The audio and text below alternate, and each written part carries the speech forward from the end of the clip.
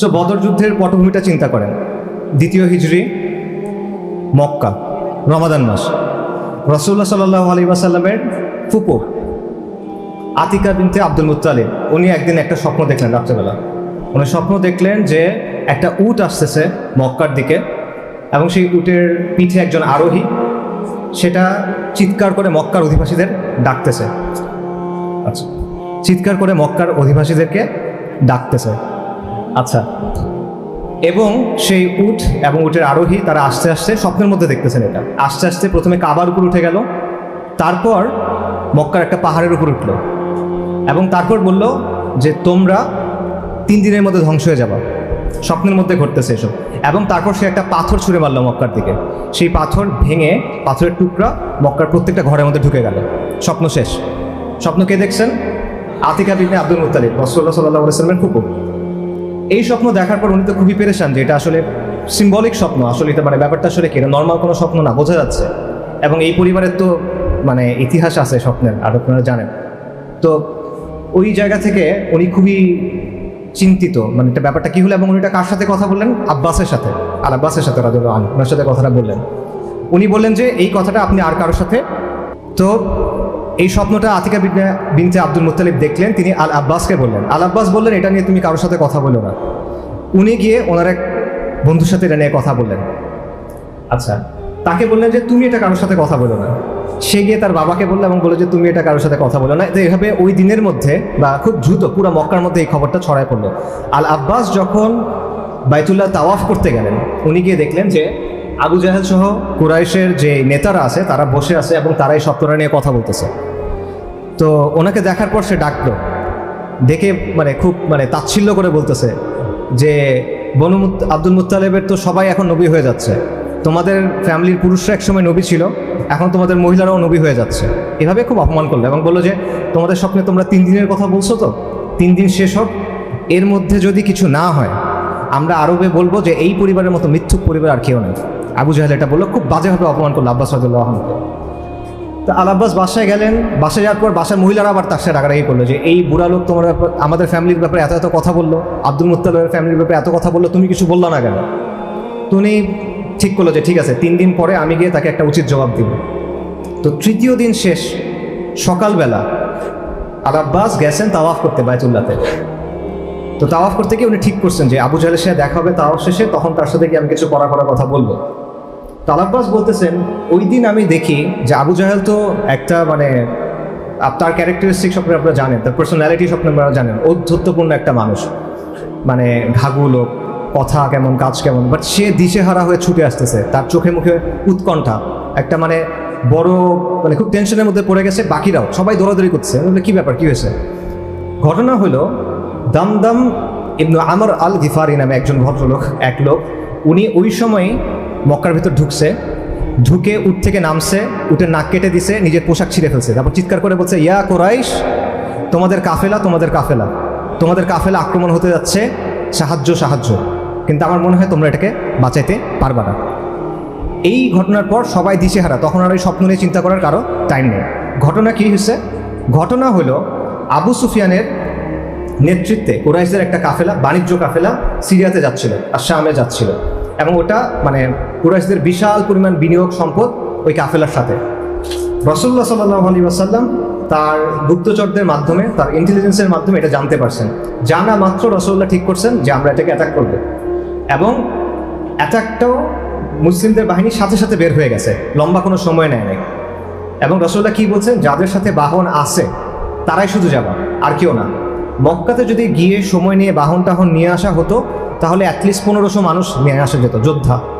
কিন্তু রাসূলুল্লাহ বলছেন যে না, এখন যাদের সাথে বাহন আছে শুধুমাত্র তারা। সো অল্প যে কজন মানুষ ছিল ওনারা বের হয়ে গেছেন। রাসূলুল্লাহ যে বের হয়ে গেছেন, এটা আবার আবু সুফিয়ান জানতে পারছেন যে আমার সাথে কুরাইশদের সব ধন সম্পদ নিয়ে আমি ব্যবসা করতে যাচ্ছি, মুহাম্মদ তো আসতেছে সাল্লাল্লাহু আলাইহি ওয়াসাল্লাম। তো এই চিন্তা থেকে সে কি করলো, দ্রুত মক্কাতে একটা খবর পাঠাইলো যে আমাদেরকে হেল্প করো। হেল্প করতে কাকে পাঠাইলো, মানে এই খবরটা নিয়ে কাকে পাঠালো? এই দামদাম ইবনু আমর আল গিফারিকে। সেই আতিকা বিনতে আব্দুল মুত্তালিবের স্বপ্ন দেখার 3য় দিন এসে মক্কার কাহিনী বলল। এটার পর কুরাইশ দিশেহারা এবং উৎকণ্ঠিত। কুরাইশের সব নেতারা, একদম কুরাইশদের এলিট, সবাই একসাথে হয়ে যে না, এটা এখন বন্ধ করতে হবে যে কোনোভাবে, আমাদের কাফেলা তো আমাদের বাঁচাতে হবে, দুনিয়া তাদের কাছে অনেক বেশি ইম্পর্টেন্ট। সো তারা কি হয়েছে, এটা এই করতে হবে। তারা বের হয়ে গেল, একদম তাদের বড় বড় সবচেয়ে ভালো বাহন, অস্ত্রশস্ত্র সজ্জিত হয়ে তারা বের হয়ে গেল। আচ্ছা, এরপরে এদিকে কি হয়েছে, আবু সুফিয়ান জানতে পারছে যে রাসূলুল্লাহ সাল্লাল্লাহু আলাইহি ওয়াসাল্লাম বদরের দিকে আসতেছে। এটা জানার পর সে যেটা করলো, সে একদিকে তো হেল্পের জন্য মানুষ পাঠাইছে, খবর পাঠাইছে, বাট এটা জানার পর সে যেটা করলো যে ঠিক আছে, আমি এখান থেকে সরাই নিয়ে চলে যাই। সে পুরা কাফেলাকে সরাই উপকূলের দিকে নিয়ে গেল। আবু সুফিয়ানের কাফেলা কিন্তু ছোট ছিল, মনে করেন 40-50 জন মানুষের বেশি না, 40 জন বারবার আসছে সিরাত। সে ওটা নিয়ে চলে গেল এবং চলে গিয়ে সে আরেকটা খবর পাঠাইলো কুরাইশের কাছে যে যুদ্ধ করার আর দরকার নাই, কাফেলা সিকিউর, কাফেলা সেফ আছে, এত চিন্তা করার দরকার নেই, ঠিক আছে, আমাদের আর যুদ্ধ করার প্রয়োজন নেই। কিন্তু আবু জাহেল তখন কি বলল? আবু জাহেল বলল যে না, আমরা বদরে যাব, বদরে গিয়ে আমরা 3 দিন অবস্থান করব, আমরা মদ খাবো, আমরা গান বাজনা করব, দাসীরা আমাদের মনোরঞ্জনের জন্য নাচবে, বেদুইনরা আমাদের এই অভিযান নিয়ে গল্প লিখবে, কবিতা লিখবে, এটা চর্চিত হবে আরবে, মানে আমরা দেখাই দিব আমরা বাপের বেটা, রাইট? আমাদের কত শান মান সম্মান মর্যাদা কুরাইশ দেখাই দিবে। মুহাম্মদ সাল্লাল্লাহু আলাইহি ওয়াসাল্লাম এবং এইদেরকে, এই যে মুসলিমদেরকে আমরা দেখাবো যে আমাদের সম্মান কত, আমরা কুরাইশ। তো এই কথাটা আল্লাহ সুবহানাহু ওয়া তাআলা আল কোরআনে বলছেন, আল্লাহ সুবহানাহু ওয়া তাআলা কোরআনে বলছেন যে তোমরা তাদের মতো হয়ো না যারা বের হয়েছিল কেন, অহংকারের জন্য, লোক দেখানোর জন্য, এবং কেন ওয়ায়াসুদ্দুনা আন সাবিলিল্লাহ, মানুষকে আল্লাহর রাস্তা থেকে বিরত রাখার জন্য। এবং এখানে দেখেন যে কুরাইশের কিন্তু বদর যুদ্ধ করার কোনো প্রয়োজন ছিল না। এই ঘটনার পর তার বদর যুদ্ধ করার কোনো প্রয়োজন নাই।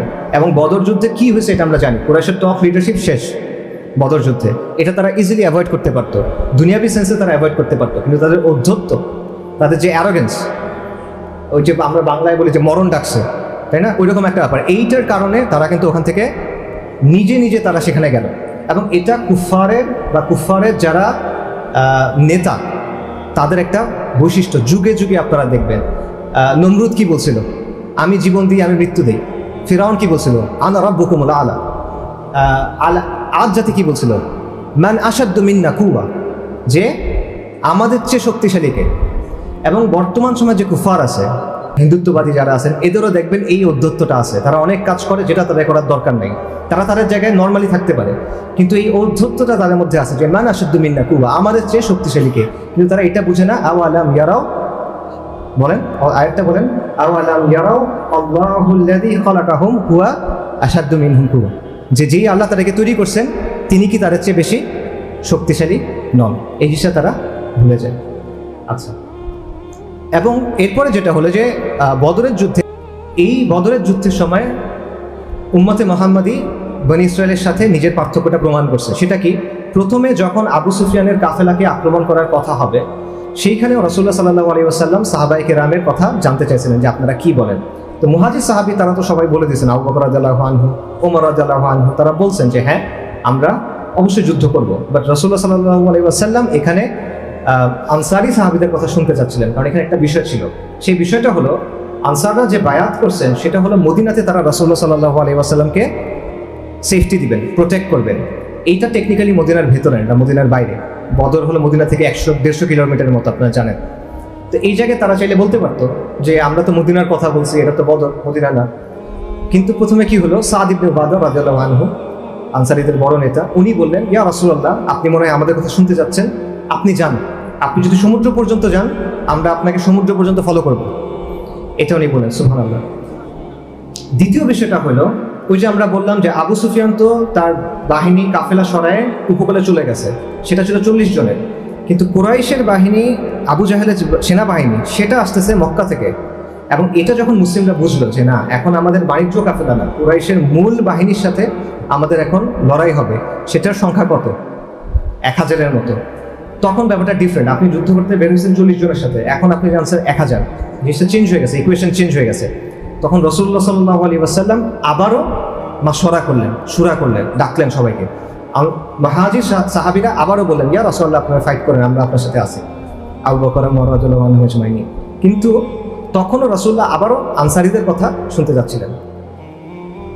তো তখন আল মিকদাদ ইবনে আসওয়াদ উনি একটা কথা বলছেন যেটা আলহামদুলিল্লাহ এখনো পর্যন্ত উম্মতে মুহাম্মাদি এটা নিয়ে গর্ব করে, কিয়ামত পর্যন্ত এটা উম্মতে মুহাম্মাদি এটা নিয়ে গর্ব করবে। উনি বলছেন, ইয়া রাসূলুল্লাহ, আপনি যান, আমরা কখনো বনী ইসরাইলের মতো বলবো না যে আপনি আপনার রব গিয়ে যুদ্ধ করেন, আমরা যাব না, বরং আমরা আপনার সাথে যুদ্ধ করব, আমরা আপনার সামনে যুদ্ধ করব, পিছনে যুদ্ধ করব, ডানে যুদ্ধ করব, বামে যুদ্ধ করব। আপনি এবং আপনার রবকে যুদ্ধ করবেন, আমরা আপনার সাথে যুদ্ধ করব, এটা উনি বললেন।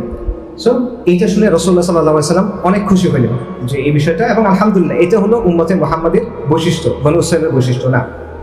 এবং এইখানেও কিন্তু সাহাবীদের মধ্যে সবাই মানসিকভাবে প্রস্তুত ছিলেন না এই যুদ্ধটার জন্য, এই অবস্থাটার জন্য, যেটা আল্লাহ সুবহানাহু ওয়া তাআলা কোরআনে বলছেন। ভাই একটু আয়াতে বলছেন কুতিবা আলাইকুমুল কিতাল ওয়া হুয়া কুরহুন লাকুম, এই আয়াতে আল্লাহ বলছেন সাহাবীদের মনের কি অবস্থা ছিল এটা আল্লাহ এখানে প্রকাশ করছে। আচ্ছা, আরেকটা বিষয় এটা আপনারা জানেন যে বিজয়ের যে ব্যাপারটা, বিজয়টা কিভাবে আসে। আমরা কিন্তু যখন চিন্তা করি এখনো উম্মতের পুনরুত্থান কিভাবে হবে, আমাদের পুনর্জাগরণ কিভাবে হবে, তখন আপনি দেখবেন আমরা যেই উত্তরগুলো আমাদের সমাজে বা বিশ্বে মানুষ বেশি পছন্দ করে, এই সবগুলো হলো দুনিয়াবে কিছু জিনিসপত্রের কথা, যে আমাদের অস্ত্র লাগবে হয়তো বা আমাদের জ্ঞান বিজ্ঞান লাগবে, ডিগ্রি লাগবে, এই লাগবে সেই লাগবে। কিন্তু আপনি যদি বদরের জিনিসটা দেখেন, বদরের হিসাবটা হলো কাফেরদের সংখ্যা প্রায় 1000 বা 1000, মুসলিমদের সংখ্যা 300-র একটু বেশি বা 310-এর একটু বেশি, কেউ 13 বলছেন, 17 বলছেন, 19 বলছেন, তো প্রায় 3 ভাগের 1 ভাগ। কাফেরদের এখানে প্রচুর উট এবং ঘোড়া, মুসলিমদের 2টা ঘোড়া, আর জুবাইরের একটা, মিকদাদের একটা, রাদিয়াল্লাহু আনহু আজমাইন, 70টা উট, আর কিছু নাই। এই অবস্থায় তারা যুদ্ধ করতে গেছেন, তো এখানে জেতার কিন্তু কোনো কথা না। এবং সহিহ বুখারীর বর্ণনা আছে, আল বারা ইবনে মালিক উনি বলতেছেন যে তালুতের সাথে যুদ্ধে বনী ইসরাইলের যে কয়জন ছিল, আমরা বলতাম যে বদরের যুদ্ধ এরকম কয়জন ছিল। তালুতের সাথে যুদ্ধে আপনার আবারও জানেন সূরা বাকারার ঘটনা, যে বড় সেনাবাহিনী বের হয়েছিল, বা যেতে যেতে যেতে যেতে অল্প কিছু মানুষজনে টিকে ছিল, কারণ আল্লাহ ফিল্টারিং করছিলেন। তো ওনারা বলতেন যে আমাদেরও এরকম। এবং আরেকটা কথা বলতেন যে তালুতের সাথে যুদ্ধে বনী ইসরাইলের যারা ছিল এরা হলো বনী ইসরাইলের সবচেয়ে ভালো যারা, তারা